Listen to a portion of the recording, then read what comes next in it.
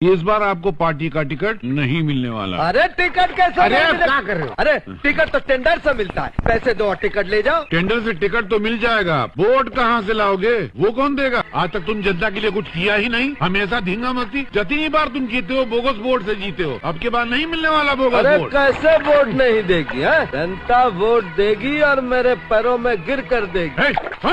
क्षमा करना गुरु, हम ये अंडरवेयर के झगड़ा में गुरु की बात है भूल गए। यदि अंडरवेयर की लड़ाई में तुम लोग मतलब की बात भूल सकते हो, तो काहे नहीं जनता को किसी नाजुक बात पर लड़ा दिया जाए, तो वो हमारी सारी गलतियां भूल जाएंगे और फिर से हमको वोट देकर कुर्सी पर बिठा देंगे। का खोपड़िया है, का राजनीति का सार निचोड़ा है। तो एक काम कर, इलेक्शन से पहले दंगा फसाद करवा दे, धर्म और जाति को आमने सामने खड़ा कर दे, और तुम लोग अपने अपने चाकू पर मजहब और जाति बिरादरी की शान चढ़ाकर उसे चमका दो।